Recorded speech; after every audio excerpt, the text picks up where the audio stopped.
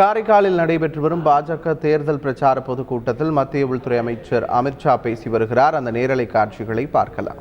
मेरे साथ बोलिए, भारत माता की, भारत माता की। मंच पर उपस्थित प्रदेश अध्यक्ष पांडिचेरी के भारतीय जनता पार्टी के और विधायक वी स्वामीनाथन जी, जिन्होंने अभी अभी भारतीय जनता पार्टी ज्वाइन कर भारतीय जनता पार्टी को आगे बढ़ाने में बड़ी भूमिका निभाई है, ऐसे श्री ए नमशिवायम जी, हमारे प्रभारी और केंद्रीय मंत्री श्री अर्जुन राम मेघवाल जी, हमारे संगठन के प्रभारी श्रीमान निर्मल कुमार सुराना जी, श्री इम्बलम आर सेल्वम जी, आज जिन्होंने भारतीय जनता पार्टी ज्वाइन की है, ऐसे श्री जॉन कुमार जी खड़े हुए, John Kumar ji ex MLA, Shri के वेंकटेशन जी, श्री अरुल मुरुगन जी, श्री रामलिंगम जी, Shri VP Ramesh ji, Shri VT Ramesh ji, advocate VVN Richard जी, श्री दामोदरन जी, श्री सरवन जी, और आज यहां पर मंच पर उपस्थित भारतीय जनता पार्टी के सभी नेतागण और आज इस कराईकल की पवित्र भूमि पर आए हुए, इतनी बड़ी संख्या में आए हुए प्यारे भाइयों और बहनों, वणक्कम नमस्कार। இந்த மேடையிலே வீற்றிருக்கும் பாரதிய ஜனதா கட்சியின் மாநில தலைவர் திரு சுவாமிநாதன் அவர்களுக்கும், சமீபத்தில் கட்சியில் இணைந்து கட்சியின் பெயரையும் புகழையும் உயர்த்தி கொண்டிருக்கும் திரு சுவாமிநாதன் அவர்களையும், மற்றும் இந்த மாநிலத்தின் தேர்தல் பொறுப்பாளர் மாண்புமிகு மத்திய அமைச்சர் திரு அர்ஜுன் ராம் மேக்வால் அவர்களையும், திரு பொறுப்பாளர் திரு நிர்மல் குமார் சுரானா அவர்களையும், नाम रिपीट मत करो, बाकी बात बताओ, அவர்கள் அனைவரையும் இங்கே வரவேற்கிறோம். இங்கே காரைக்காலில் புனித பூமியில் இத்தனை பெரிய கூட்டமாக வந்திருக்கும் மக்களாகிய உங்கள் அனைவரையும் வணங்கி போற்றி இந்த மகிழ்ச்சியை தெரிவித்துக் கொள்கிறேன். आज मैं जब इस महान भूमि पर आया हूं, तब कराईकल अमैयार को याद कर उनको मैं प्रणाम करता हूं, जिन्होंने महिला जागृति के लिए, महिलाओं को समाज में प्रस्थापित करने के लिए 6ठी शताब्दी में बहुत बड़ा योगदान दिया. இந்த பூமியிலே தோன்றிய காரைக்கால் அம்மையார் 17ஆம் நூற்றாண்டிலேயே பெண்களின் மேன்மைக்காகவும் உயர்வுக்காகவும் குரல் கொடுத்தவர்.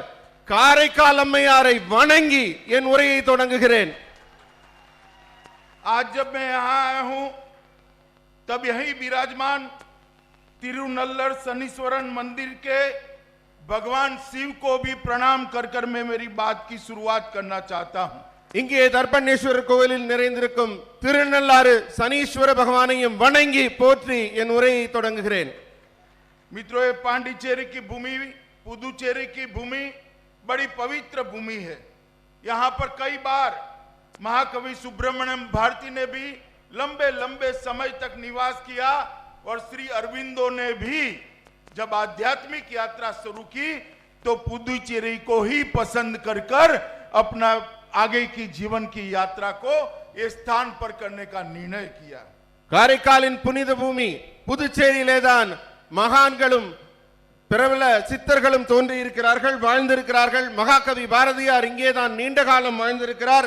அரவிந்தர் யோகியாக இந்த இடத்தை தான் தேர்வு செய்து தனது வாழ்நாளில் ஆன்மீக பணி செய்தார். मित्रों, आज जब मैं यहां आया हूं, दिल्ली में काफी सारे साथी मुझे मिल चुके. मैंने पुदुचेरी की यहां की परिस्थिति के बारे में भारतीय जनता पार्टी के कार्यकर्ताओं से पूरी जानकारी ली है. और मेरे राजनीतिक अनुभव के आधार पर मैं कहना चाहता हूं, अगले चुनाव में पुदुचेरी में भारतीय जनता पार्टी के नेतृत्व में एनडीए की सरकार बनने जा रही है। நண்பர்களே, இங்கே வந்திருக்கும் அனைவரையும் நான் ஏற்கனவே சந்தித்திருந்தாலும் இங்கே புதுச்சேரியிலே இப்போது இங்கே வந்து இங்கிருக்கும் நிகழ்வுகளையும் என் கண்ணார கண்டு மகிழ்ந்து கொண்டிருக்கிறேன். இங்கே நடந்திருக்கும் நிகழ்வுகளை என் அரசியல் அனுபவத்தை வைத்து உங்கள் முன் சொல்கிறேன். வரும் தேர்தலில் பாரதிய ஜனதா கட்சியின் தலைமையிலேதான் புதிய ஆட்சி மலரப் போகிறது. இதுதான் உண்மை. मित्रों, हम जब से केंद्र में प्रधानमंत्री नरेंद्र मोदी जी की सरकार आई, 2014 से हम प्रयासशील थे कि ये पुदुचेरी छोटा सा प्रदेश है, केंद्र शासित प्रदेश है, ये पूरे देश भर के अंदर एक मॉडल राज्य बने। नरेंद्र मोदी जी ने 115 से ज्यादा योजनाओं को यहां भेजकर पुडुचेरी के सर्वांगीण विकास के लिए आगे कदम बढ़ाए। मगर यहां एक सरकार थी जो छोटी पॉलिटिक्स करना चाहती थी। इनके मन में डर था कि अगर ये योजनाएं पुदुचेरी के अंदर लोकप्रिय होती है तो उनकी नींव खत्म हो जाएगी। इन्होंने योजनाओं को नीचे नहीं दिया। नारायणसामी की सरकार इसके लिए जिम्मेदार है। मगर मैं आज आपको वादा करता हूं, एक बार आप भारतीय जनता पार्टी को मैंडेट दीजिए, एक छोटे से राज्य को हम भारत का गहना बनाकर दुनिया के सामने रखेंगे। நண்பர்களே, 2014 நரேந்திர மோடி அவர்கள் ஆட்சி அமைத்த போதே இந்தியாவிலேயே இருக்கிற சின்ன மாநிலமான புதுச்சேரிய இந்தியாவிலேயே உதாரண மாநிலமாக மாடல் ஒரு பிரதேசமாக உருவாக்கி காட்டணும்னு முடிவெடுத்தார். 115 திட்டங்களை இந்த மாநிலத்துக்காக அனுப்பி வச்சார். ஆனா இங்க இருந்த அரசாங்கம் மிகவும் சின்னத்தனமாக மிகவும் கீழ்த்தரமாக நடந்து அந்த திட்டங்கள் எல்லாம் வராம தடுக்கிற வேலையை மட்டும்தான் நாராயணசாமி பண்ணார். மக்களுக்கு நல்ல திட்டங்கள் வராம கெடுத்துட்டார். ஆனா நான் உங்களுக்கு ஒரு உத்தரவாதம் தரேன், ஒரே ஒரு முறை பாரதிய ஜனதா கட்சியை ஆட்சியில் அமர்த்தி பாருங்கள், புதுச்சேரி இந்தியாவின் மிகச்சிறந்த மாநிலமாகும். मित्रों, अभी अभी बड़ा कोहराम मचा है कि कांग्रेस की सरकार टूट गई। कांग्रेस के कुछ मित्र भारतीय जनता पार्टी में ज्वाइन हो गए। मैं आपको बताना चाहता हूं कि कांग्रेस आरोप लगा रही है कि भारतीय जनता पार्टी ने उनकी सरकार को गिराया। भाई, आपने मुख्यमंत्री ऐसा व्यक्ति बनाया था जो अपने सर्वोच्च नेता के सामने ट्रांसलेशन करने में भी झूठ बोले। इस प्रकार के झूठे व्यक्ति को आपने मुख्यमंत्री बनाया। நண்பர்களே, இங்கிருக்கும் காங்கிரஸ் ஆட்சி தானாக கவிழ்ந்து விட்டது. அதிலிருந்த காங்கிரஸ் தலைவர்கள் எல்லாம் ஒருவர் பின் ஒருவராக பாரதிய ஜனதா கட்சியிலே வந்து தன்னை இணைத்துக் கொண்டிருக்கிறார்கள். நாராயணசாமி அவர்களே, உங்களுக்கு நான் சொல்லிக் கொள்கிறேன், இந்த நிகழ்வு எல்லாம் நடக்கிறதுக்கு என்ன காரணம்? அவங்களெல்லாம் என்ன நடக்கிறாங்களே உங்களுக்கு புரிஞ்சுக்க முடியலையே. உங்க தலைவருக்கே நீங்க பொய் சொன்னவராச்சே. அப்ப உங்க கூட இருந்தவங்களுக்கு எல்லாம் பொய் சொன்னதுனால தானே அவங்க எல்லாம் உங்களை விட்டு பிரிஞ்சு வந்திருக்காங்க. मित्रों, मुझे मालूम नहीं है देश में बेस्ट रीलर अवार्ड दिया जाता है या नहीं दिया जाता है, मगर बेस्ट रीलर अवार्ड, सबसे बड़ा झूठ बोलने का अवार्ड अगर दिया जाता है तो बेस्ट रीलर अवार्ड नारायणसामी जी को जरूर मिलना चाहिए. உலகத்திலே நல்ல பொய் சொல்றவருக்காக ஒரு விருது கொடுக்கணும்னா அது உங்க முன்னாள் முதலமைச்சர் நாராயணசாமிக்கு தான் அந்த பொய் சொல்ற விருது கொடுக்கணும். मित्रों, उनकी नजर पुडुचेरी के विकास के लिए नहीं होती, उनकी नजर गांधी परिवार की सेवा करने में और चरण स्पर्श करने में ही इनका ध्यान रहता था. அவரோட எண்ணம் நோக்கம் செயல் எல்லாம் மக்கள் முன்னேறணும்னு நினைக்கலீங்க. அந்த காந்தி குடும்பம்னு சொல்லிட்டு இருக்காங்களே டெல்லியில, அவங்க வளர்ச்சியை தான் நினைச்சு அவர் செயல்பட்டார், மக்கள் வளர்ச்சி பத்தி நினைக்கல. मित्रों, आप मुझे बताइए, ये इतने सारे बड़े बड़े नेता पुदुचेरी के भारतीय जनता पार्टी ज्वाइन कर रहे हैं, कांग्रेस पार्टी वंशवाद और परिवारवाद के कारण केवल पुदुचेरी में नहीं पूरे देश भर में बिखर रही है। காங்கிரஸ் கட்சியிலிருந்து எல்லா தலைவர்களும் ஒருத்தரா இங்க வந்துட்டு இருக்காங்க. இது காரணம் என்ன? அங்க என்ன மகாராஜா மாதிரி குடும்ப ஆட்சி நடக்குது. நான் சொல்றேன், பாண்டிச்சேரி மட்டுமில்ல, மொத்த இந்தியாவிலிருந்தும் காங்கிரஸ் காணாமல் போகும். क्योंकि वहां पर मेरिट का स्थान नहीं है। मैं पुदुचेरी की जनता को याद कराना चाहता हूं, गत चुनाव में कांग्रेस पार्टी नमः शिवायम के नेतृत्व में चुनाव लड़ी और जब मुख्यमंत्री बनाने का बारी आई तो गांधी परिवार के पैर कौन पकड़ता है, इसको मेरिट मानकर नारायण सामी को मुख्यमंत्री बना दिया। इससे बड़ा पुदुचेरी की जनता के साथ धोखा और कोई नहीं हो सकता। நண்பர்களே, ஒரு முக்கியமான விஷயம் நீங்க கவனிக்கணும். நம்ம நமச்சிவாயம் அவர்கள் தலைமையில் ஆட்சி அமைக்கிறோம் சொல்லி போன தேர்தலில் அவர் ஆட்சியை பிடிச்சாரு. ஆனா மேல போய் டில்லியில காந்தி குடும்பத்து காலை பிடிச்சாரு. காலை பிடிச்சு ஆட்சியை தாவாங்கினாரு. தகுதிக்கும் திறமைக்கும் என்றைக்குமே அவர் வாய்ப்பு கொடுத்ததில்ல. கால் கையை பிடிச்சு பதவி பிடிக்கிறதுல தான் அவர் கவனம் இருந்தது. இது புதுச்சேரி மக்களுக்கு செய்த துரோகம் இல்லையா? நீங்க போட்ட வாக்கு அவர் அவமானப்படுத்தலையா?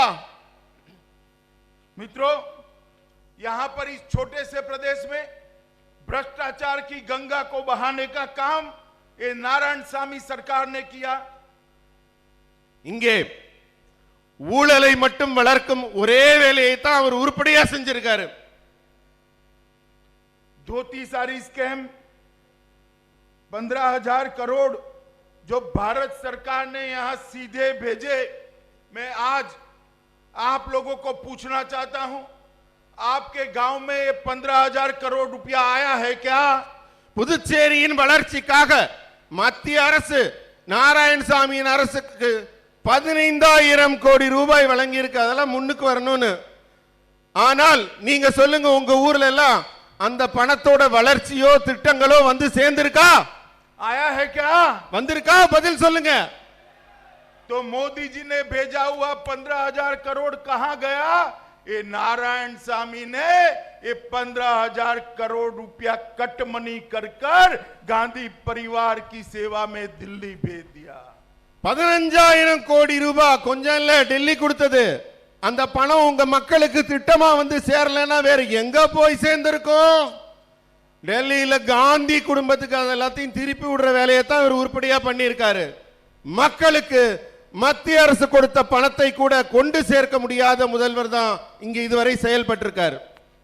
इन्होंने एसटी एससी फंड को भी नहीं छोड़ा है। இவர் பட்டியலினத்த மக்களுக்காக ஒதுக்கப்பட்ட எஸ்சி எஸ்டிக்காக ஒதுக்கப்பட்ட பணத்தை கூட விட்டு வைக்கவில்லை. पुदुचेरी बेरोजगारी में देश में नंबर 1 है, जहां 75% से अधिक युवा बेरोजगार है। मैं आज आपको विश्वास दिलाकर जाता हूं, आप भारतीय जनता पार्टी के नेतृत्व में एनडीए की सरकार बनाइए, ये 75% का जो बेरोजगारी का दर है उसको हम 40% के नीचे लाकर रहेंगे। புதுச்சேரி எதுலயாவது முன்னாடி இருக்கான்னு பாக்குறேன். பார்த்தா இங்க படிச்ச இளைஞர்கள் 75% பேர் வேலை இல்லாம இருக்காங்க. வேலையில்லா திண்டாட்டத்துல போய் முன்னணியில இருக்கு. நான் உங்களுக்கு ஒரு வாக்கு தரேன், புதுச்சேரியில பாஜக ஆட்சி அமைந்தவுடன் இந்த எண்ணிக்கையை 40%க்கு கீழே நான் உடனடியாக கொண்டு வருவேன். எல்லா இளைஞர்களுக்கும் வேலை கிடைக்க வாய்ப்பு ஏற்படுத்தி தருவோம். मित्रों, पुदुचेरी की चुनाव में कांग्रेस पार्टी ने वादा किया था कि हम आईटी पार्क लाएंगे, इलेक्ट्रॉनिक पार्क लाएंगे। मैं पूछना चाहता हूं नारायण सामी जी को, भैया नारायण सामी 5 साल खत्म हो गए, वो आईटी पार्क कहां है आपका? वो इलेक्ट्रॉनिक पार्क कहां है? जरा हमें भी तो तनिक एड्रेस दे दीजिए, जाकर हम देख लें इसको। அவரே ஒரு வாக்குறுதி கொடுத்தாரு, உங்களுக்கு எல்லாம் ஞாபகம் இருக்கும்னு நினைக்கிறேன். 50 ஏக்கர் நிலப்பரப்புல ஐடி பார்க் கட்டுறேன்னாரு, எலக்ட்ரானிக் பார்க் கட்டுறேன்னாரு. 5 வருஷம் ஆட்சி செஞ்சாரே, அதெல்லாம் வந்துச்சா? உங்களுக்கு கிடைச்சதா? मित्रों, लोकल बॉडीज के चुनाव लोकतंत्र के अंदर बहुत महत्वपूर्ण होता है। आप बताओ, लोकल बॉडीज के चुनाव, पंचायत चुनाव समय पर होना चाहिए या नहीं होना चाहिए? எல்லாரும் பதில் சொல்லுங்க. உங்க பதில் எனக்கு முக்கியம். பஞ்சாயத்து எலெக்ஷன் உங்களை நீங்களே ஆட்சி செய்யறதுக்கு மிக முக்கியமானது. உங்களுக்கு பஞ்சாயத்து எலெக்ஷன் கிடைச்சதா இல்லையா? मगर आपके यहां अंतिम 2006 में चुनाव हुआ, 14 सालों से हाई कोर्ट के कहने के बावजूद भी चुनाव नहीं हुआ, क्योंकि उनके मन में डर था अगर चुनाव हुआ तो भाजपा का कमल यहां खिल जाएगा। अरे नारायण स्वामी, कब तक बचोगे? लोकल बॉडी के चुनाव नहीं हुए, इस बार विधानसभा के चुनाव के अंदर कमल खिलने जा रहा है, आप उसको रोक नहीं सकते। பஞ்சாயத்து தேர்தல் மிக முக்கியமானது. அதை நடத்தவே இல்லை உங்க நாராயணசாமி. காரணம் என்ன? பயம். எங்க தாமரை வந்துருமோன்னு பயம். அந்த அளவுக்கு பயந்துட்டார் நாராயணசாமி. ஏய் நாராயணசாமி, உன்ன நான் ஒரு கேள்வி கேட்கிறேன். வரப்போற சட்டமன்ற தேர்தல்ல தாமரை தான் ஆட்சி அமைக்க போகுது. தப்பிச்சு உன்னால எங்கேயும் போக முடியாது. मित्रों, नारायण स्वामी की सरकार हर्डल होने के बावजूद भारतीय जनता पार्टी की नरेंद्र मोदी जी की सरकार ने ढेर सारे काम पुदुचेरी के लिए किए हैं। पुदुचेरी के अंदर टूरिज्म को बढ़ावा करने देने के लिए उड़ान योजना के तहत बेंगलोर और हैदराबाद से पुदुचेरी को जोड़कर देश भर के यात्री श्री अरविंदो की समाधि के दर्शन करने आए। हमारे सारे दरिया किनारा पर पर्यटक आए। इसके लिए उड़ान योजना से पुडुचेरी को कनेक्ट करने का काम नरेंद्र मोदी जी ने किया है। பறக்கும் பாதை திட்டம் புதுச்சேரியின் சுற்றுலாவை மேம்படுத்துவதற்காக பெங்களூர்ல இருந்தும் ஹைதராபாத்ல இருந்தும் டூரிசம் சுற்றுலாவை முன்னேற்றுவதற்காக மிகப்பெரிய பாதைகள் அமைக்கப்படும். பறக்கும் பாதை திட்டம் இது பிரதமர் நேரடி பார்வையிலேயே புதுச்சேரியை முன்னேற்றுவதற்காக இப்படி ஒரு திட்டம் அமைக்கப்படுகிறது. अभी 25 तारीख को प्रधानमंत्री नरेंद्र मोदी जी ने एक छोटे पोर्ट का भूमि पूजन कर यहां पर जो सागर किनारे रहने वाले लोग हैं इनके विकास के लिए एक बहुत बड़ा रास्ता खोला है। और ये पोर्ट 2009 से बंद था, अब बहुत जल्दी ही शुरू होने जा रहा है। இப்ப 25ஆம் தேதி இங்க வந்திருந்தாரே நம்ம மாண்புமிகு பாரத பிரதமர் நரேந்திர மோடி அவர்கள் கடல்புற மக்களின் மேம்பாட்டுக்காக பல திட்டங்களை இங்கே தொடங்கி வந்திருக்கிறார். அது இந்த பகுதியில் வாழும் எல்லா பிரதேச பாண்டிச்சேரி காரைக்கால் மக்களுக்கு மிகப்பெரிய ஒரு மேம்பாடாக அந்த திட்டங்கள் அமைய இருக்கிறது. मित्रों, अभी 2 दिन पहले ही मोदी जी ने सतनाथपुरम से लेकर नागपट्टिनम तक राष्ट्रीय राजमार्ग नेशनल हाईवे के हिस्से को 4 लेन वाला बनाने के लिए और कराईकल के में JIPMIR का चरण 1 का मेडिकल कॉलेज की आधारशिला भी रखने का काम किया। मुझे बताओ, कभी इतने छोटे से स्थान पर मेडिकल कॉलेज किसी सरकार ने दिया है? ये नरेंद्र मोदी सरकार है जो हमारे स्थान के विकास के लिए समर्पित है। மக்களே, நீங்க எல்லாம் கொஞ்சம் சிந்திச்சு பாருங்க. இப்ப 2 நாள் முன்னாடி பிரதமர் அறிவிச்சிட்டு போயிருக்கார், காரைக்கால்ல மருத்துவ கல்லூரி அமைய இருக்குன்னு. இது வரைக்கும் இது போல நடந்திருக்கா? இந்த சின்ன பிரதேசத்துக்கு ஒரு மருத்துவ கல்லூரியை மத்திய அரசு அமைக்கிற இவ்வளவு பெரிய ஒரு திட்டத்தை இதுவரை யாராவது உங்களுக்காக கொடுத்திருக்காங்களா? நம்ம நரேந்திர மோடி அரசு தான் கொடுத்திருக்கு. புதுசா நெடுஞ்சாலை திட்டம் நாகப்பட்டினம் வரை காரைக்கால் வழியாக போக இருக்கு. இது மாதிரி காரைக்கால் மாவட்டத்தின் நேரடி வளர்ச்சிக்காகவும் பல புதிய திட்டங்கள் மத்திய அரசால் இப்போது உருவாக்கப்படுகிறது. मित्रों, हमारे पुदुचेरी में और कराईकल में मछुआरों के लिए, मछली के व्यवसाय के लिए बहुत बड़ी पोटेंशियलिटी पड़ी है, संभावनाएं पड़ी है। अभी राहुल गांधी यहां आए कुछ दिन पहले, उन्होंने कहा, अरे मोदी जी, आप मछुआरों के लिए अलग डिपार्टमेंट क्यों नहीं बनाते हो? भैया राहुल तुम वैकेशन पर थे, मोदी जी ने ऑलरेडी 2 नया विभाग बनाने का काम 2019 में ही समाप्त कर दिया है, आपको ये मालूम नहीं है। இந்த பாண்டிச்சேரி காரைக்கால் பகுதியில் மீனவர்கள் நிறைந்திருக்கிறார்கள். மீனவ மக்களுக்கு மிகப்பெரிய தொழில் வாய்ப்பு இருக்கிறது. கொஞ்ச நாள் முன்னாடி இங்க வந்திருந்தாரு பாருங்க நம்ம ராகுல் காந்தி, அவர் கேட்கிறாரு, மோடி நீங்க ஏன் வந்து இங்க இருக்கிற மீனவ மக்களுக்காக ஒரு தனி துறையை உருவாக்கலன்னு. எனக்கு சிரிப்பு தான் வருது. ஏன்னா அவர் டூர் போயிருந்தாரா தூங்கிட்டு இருந்தாரான்னு தெரியல. 2019 மீனவர்களுக்கான தனி துறையை உருவாக்கி இருக்கிறார் நம் பாரத பிரதமர். அது கூட தெரியாம அவர் வந்து கேள்வி கேட்டுட்டு போறாரு. मैं पुदुचेरी की जनता को पूछना चाहता हूं कि जिस पार्टी के नेता 4 टर्म से लोकसभा में है, उसको यह भी मालूम नहीं है कि 2 साल से इस देश में मत्स्य पालन विभाग शुरू हो चुका है। वो पुदुचेरी का कल्याण वो पार्टी कर सकती है क्या? बताइए भाइयों। ஒரு கட்சியின் தலைவர் வர்றாரு, உங்க மாநிலத்துக்கு வந்து பேசுறாரு, அவர் ஒரு கேள்வி கேட்கிறாரு, மீனவர்களுக்கான தனி துறை தனி டிபார்ட்மெண்ட் ஏன் உருவாக்கலன்னு.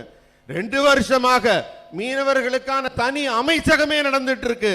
அது கூட தெரியாம ஒருத்தர் வந்து என்னத்தை தான் செய்ய போறாரு உங்களுக்கு? இதைத்தான் நீங்க சிந்திச்சு பார்க்கணும். அடிப்படை ஞானமும் அறிவும் இல்லாமல் அவர் வந்து இங்க பேசிட்டு போயிருக்காரு. मित्रों, मत्स्य पालन के महत्वपूर्ण इंफ्रास्ट्रक्चर की खामियों को दूर करने के लिए 20,000 करोड़ रुपए का बजट भारतीय जनता पार्टी की सरकार के प्रधानमंत्री नरेंद्र मोदी जी ने दिया है, जो 50 लाख से ज्यादा लोगों को रोजगारी देगा और भारत की मत्स्य निर्यात को, एक्सपोर्ट को $1 ट्रिलियन तक ले जाने का काम करेगा। मैं आपको बताना चाहता हूं कि इसका सबसे बड़ा फायदा हमारे पुदुचेरी को मिलने वाला है। நண்பர்களே, நாடு முழுவதும் கட்டமைப்பை மேம்படுத்துவதற்காக 20,000 கோடி ஒதுக்கி இருக்கார். மீனவர்கள் நலனுக்கு கிட்டத்தட்ட 50 லட்சம் பேர் பயன்பெறதுக்கான திட்டங்கள் உருவாக்கி இருக்கார். $1 ட்ரில்லியன், எனக்கு தமிழ்ல சொல்ல தெரியல, 1 ட்ரில்லியன் 10 லட்சம் கோடி வரும். அதுபோல மிகப்பெரிய நலத்திட்டங்கள் உருவாக்கி இருக்காங்க. நான் உங்களுக்கு ஒரு வாக்கு தரேன், அத்தனை திட்டங்களுடைய பலன்களும் அதிகமாக புதுச்சேரியை வந்தடைய நான் பொறுப்பேற்றுக்கிறேன். मित्रों, ब्लू रेवोल्यूशन स्कीम के तहत गहरे समुद्र में मछली पकड़ने के लिए मैकेनिकल बोट खरीदने के लिए 40 लाख रुपए की सब्सिडी मछुआरों को भारतीय जनता पार्टी की नरेंद्र मोदी सरकार देती है. மீன் பிடிக்க போறாங்கல்ல நம்ம சகோதர மீனவர்கள், அவங்க போட் தானியங்கி படகு வாங்குறதுக்கு 40 லட்சம் ரூபாய் மானியமா தருது கவர்மெண்ட். और अकेले पुदुचेरी को ब्लू रेवोल्यूशन स्कीम के तहत ही और स्कीमें अलग 39 करोड़ रुपया देने का काम किया है, जिसका फायदा 47,347 मछुआरा भाइयों ने उठाया. நீல புரட்சி திட்டத்தின் கீழே இதுவரை பல முன்னேற்ற திட்டங்கள் ஏற்படுத்தப்பட்டிருக்கு. 29 லட்சம் கோடி ரூபாய் அளவிற்கு அதுக்கான திட்டம் மொத்த தொகை ஒதுக்கப்பட்டிருக்கு. நேரடியாக தென் பிராந்தியத்தை 47,000 மேற்பட்ட மீனவர்கள் இதுவரை பயன் பெறுவதற்காக அதில் சேர்க்கப்பட்டிருக்கிறார்கள் அந்த திட்டத்தில். भाइयों और बहनों, ये यूटी है, भारत सरकार की ढेर सारी स्कीमें मोदी जी ने यहां लागू की है. यहां पर स्वच्छ भारत मिशन के तहत 100% घरों में 89,090 घरों में शौचालय टॉयलेट बनाने का काम समाप्त कर दिया गया है. இங்கே கிட்டத்தட்ட 90,000 குடும்பங்களுக்கு வீடுகள்ல இலவச கழிப்பறை மத்திய அரசால கட்டி தரப்பட்டுள்ளது. இதுவரை சுற்றுப்புற சுகாதார மேம்பாட்டுக்காக 90,000 குடும்பங்கள் இருக்கிற வீடுகளுக்கு இலவச கழிப்பறை கட்டி தரப்பட்டுள்ளது. एक राष्ट्र एक ration card, one nation one ration card की स्कीम पूरी 100% 6,25,000 फैमिली को यहां मिल गई है. अगर पुदुचेरी से कोई तमिलनाडु के अंदर नौकरी के लिए जाता है तो उसको भी अपना राशन तमिलनाडु हो, कर्नाटक हो, हैदराबाद हो, केरल हो, कहीं पर भी मिल सके, इस प्रकार की व्यवस्था नरेंद्र मोदी सरकार ने की है। குடும்பங்களுக்கு ரேஷன் கார்டு கொடுக்கறாங்க. அந்தந்த மாநில அரசுக்கு அந்த பொறுப்பு இருக்கு ரேஷன் கொடுக்கிறதுக்கு. ஆனா மோடி என்ன செஞ்சாரு? ஒரே நாடு ஒரே கார்டுன்ற திட்டம் கொடுத்தாரு. புதுச்சேரியில இருந்து தொழில் முறையாக வேற மாநிலங்களுக்கு மாற்றி செல்பவர்கள் அந்தந்த மாநிலங்கள்ல சென்னையோ கர்நாடகமோ ஆந்திராவோ எங்க போனாலும் அந்தந்த மாநிலங்கள்லயும் அவங்க ரேஷன் பொருள் வாங்குற வசதி மோடி ஆட்சியில் தான் உருவானது. मित्रों, पुदुचेरी को केरोसिन मुक्त बनाना मतलब हर एक घर में, गरीब से गरीब घर में गैस का सिलेंडर पहुंचाने का काम जो 70 साल से कांग्रेस पार्टी नहीं कर पाई, भारतीय जनता पार्टी ने 5 साल के अंदर पूरा कर दिया है। பெண்கள் எல்லாம் வீட்ல சமைக்க விறகையும் சீமண்ண அடுப்பையும் யூஸ் பண்ணி கஷ்டப்பட்டுட்டு இருந்தாங்க. 70 ஆண்டு காலமாக காங்கிரஸ் அரசு இந்த மாதிரி துன்பப்படுற சமையல் அறையிலேயே மூழ்கி கிடக்கிற பெண்கள் பத்தி கவலைப்படல. 5 ஆண்டுகள்ல மண்ணெண்ணெய் அடுப்பே இல்லாத மாநிலமாக மாற்றி காட்டியவர் மோடி அவர்கள். எல்லாருக்குமே உஜ்வாலா ஸ்கீம்ல இலவச சிலிண்டர் கொடுத்தாரு. प्रधानमंत्री आयुष्मान भारत योजना यहां लागू कर दी गई है। हजारों लोगों ने इसका फायदा लिया है। करोड़ों रुपया भारत सरकार ने सीधा उनके ऑपरेशन का चुकाया है। 24 से ज्यादा अस्पताल ये छोटे से प्रदेश के अंदर एमपैनल करने का काम नरेंद्र मोदी सरकार ने किया है। மருத்துவ காப்புறுதி திட்டம் உங்களுக்கு தெரியுமா? புதுச்சேரி மாநிலத்தில் மட்டும் 24 மருத்துவமனை இலவசமாக உங்களுக்கு இந்த திட்டத்தின் கீழே மருத்துவ உதவி தருது. ஆயுஷ்மான் பாரத் திட்டத்தின் கீழே. मित्रों, यहां पर जल जीवन मिशन भी लागू हो रहा है। मैं आप सभी को आश्वस्त करना चाहता हूं कि आप भाजपा की सरकार बनाइए, एनडीए की सरकार बनाइए। 2022 आजादी के 75 साल जब होंगे तब यहां पर हर गरीब के घर में नल से, पाइपलाइन से शुद्ध पीने का पानी पहुंचाने का काम ये भारतीय जनता पार्टी की सरकार करेगी। ஆகவே நண்பர்களே, உங்கள் எல்லோரையும் நான் ஒரே ஒரு விஷயம் கேட்டுக்கிறேன். புதுச்சேரி மாநிலத்தில் பாரதிய ஜனதா கட்சியின் என்டிஏவின் ஆட்சியை உருவாக்குங்கள். உங்களுக்கு நான் தர உத்தரவாதம், எப்ப இந்தியா வந்து தன்னுடைய 75வது சுதந்திர தினத்தை கொண்டாடி கொண்டிருக்குமோ அப்போது இங்கே புதுச்சேரியிலே பாரதிய ஜனதா கட்சியின் ஆட்சி இருக்கும். வீட்டில் பைப்பை திறந்தீங்கன்னா குடிக்கிறதுக்கு சுத்தமான தண்ணீர் கிடைக்கும். मित्रों, हमारे प्रधानमंत्री जी ने बेस्ट का नारा दिया है। पुदुचेरी को बेस्ट बनाना है। बेस्ट का मतलब है बी से होता है बिजनेस, ई से होता है एजुकेशन, एस से होता है स्पिरिचुअल हब और टी से होता है टूरिज्म। ये बेस्ट के 4 शब्दों ही पुदुचेरी के विकास की एक नींव है। इसके आधार पर ये पुदुचेरी को देश का गहना बनाने का काम ये भारतीय जनता पार्टी की सरकार करेगी। நண்பர்களே, 25ஆம் தேதி நம்ம பாரத பிரதமர் வந்து உங்ககிட்ட பேசினாரு. என்ன சொன்னாரு? புதுச்சேரியை பெஸ்டா உருவாக்குவேன்னாரு. சொன்னாரா இல்லையா? பெஸ்ட்னா என்ன? பீனா பிசினஸ், ஈனா எஜுகேஷன், எஸ்னா உங்களுக்கு ஸ்பிரிச்சுவல். அதனால வணிகம், கல்வி, ஆன்மீகம், சுற்றுலா இது 4லையும் புதுச்சேரியை உன்னதமான மாநிலமாக ஆக்கி காட்டுவேன்னு சொல்லியிருக்காரு. मित्रों, पुदुचेरी का युवा स्मार्ट है, मेहनती है, उसको मौका चाहिए। मैं पुदुचेरी के युवाओं को कहना चाहता हूं, आप एक बार परिवर्तन कर कर कमल की सरकार बनाइए। विश्व भर के युवाओं के साथ स्पर्धा करने का प्लेटफॉर्म नरेंद्र मोदी जी आपको देंगे। புதுச்சேரியில கல்வி அறிவு மிக அதிகம். இங்க இருக்க இளைஞர்கள் திறமை வாய்ந்த இளைஞர்கள் இங்க இருக்கிறவங்க எல்லாம். ஆனா அந்த திறமைக்கு இங்க இதுவரைக்கும் தீனி போடப்படல. புதுச்சேரியில இருக்க இளைஞர்களே, ஒரு முறை ஆட்சியை மாற்றி காட்டுங்கள். உங்கள் அத்தனை பேர் தலை எழுத்தையும் கல்வி வாய்ப்பையும் வேலை வாய்ப்பையும் பாரதிய ஜனதா கட்சி கண்டிப்பாக மாற்றி காட்டும். मित्रों, सबसे अंत में मैं आप लोगों से क्षमा प्रार्थी भी हूं क्योंकि मैं महान तमिल भाषा में बोल नहीं सकता। मुझे भी तमिल भाषा में अगर मैं बोल सकता तो बहुत अच्छा लगता है। நண்பர்களே, உங்க எல்லார்கிட்டயும் நான் ஒரு மன்னிப்பு கேட்டுக்கிறேன். என்னன்னா, உலகின் உன்னதமான மூத்த தமிழ் மொழியில் என்னால பேச முடியலையேங்கிற ஏக்கம் எனக்கு இருக்கு. நான் அதுல பேசியிருந்தா இன்னும் ரொம்ப சந்தோஷப்பட்டிருப்பேன்.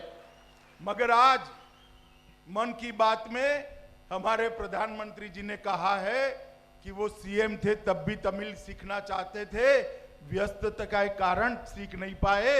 पीएम है फिर भी उन्होंने कहा है कि मैं तमिल सीखना चाहता हूं और तमिल भाइयों से तमिल भाषा में बात करना चाहता हूं। மன் கி பாத்ல நம்ம பிரதமர் பெருமையோட சொன்னார், நான் வந்து குஜராத்ல சிஎம்ஆ இருக்கப்பயே தமிழ் கத்துக்கணும்னு ஆசைப்பட்டேன், வேலைப்பளு காரணமா என்னால கத்துக்க முடியலன்னு. ஆனா இப்ப பிரதமரான பிறகு சொல்றார், நான் இன்னும் அந்த ஆசையை விடல, கண்டிப்பா தமிழ் கத்துக்குவேன், தமிழ்ல நான் எல்லாரோடையும் பேச ஆசைப்படுறேன்னு இன்னும் அந்த ஆசையை மறக்காம இருக்கார். அப்படிப்பட்ட உன்னதமான மொழியில உங்கள்ட்ட பேசணும்னு நானும் ஆசைப்படுறேன். मुझे बताइए, कराईकल के लोग बताए कि आप मोदी जी के हाथ मजबूत करोगे? காரைக்கால் மக்களே, எனக்கு நீங்க பதில் சொல்லுங்க ஒரே குரல்ல, மோடியின் கரத்தை வலுப்படுத்துவீர்களா? कमल के निशान पर बटन दबाएंगे? தாமரை சின்னத்தில் வாக்களிப்பீங்களா? भाजपा की सरकार बनाएंगे? பாஜக அரசை உருவாக்குவீர்களா? तो मेरे साथ दोनों हाथ उठाइए, ரெண்டு கையை उठाइए தூக்குங்க, दोनों हाथ, विजय संकल्प की मुट्ठी बीचिए और प्रचंड आवाज से बोलिए, भारत माता की ஜெய், भारत माता की, உரத்த குரல்ல சொல்லுங்க, भारत माता की, ஜெய், भारत माता की, சொல்லுங்க, वंदे மாதரம், वंदे மாதரம், वंदे மாதரம்.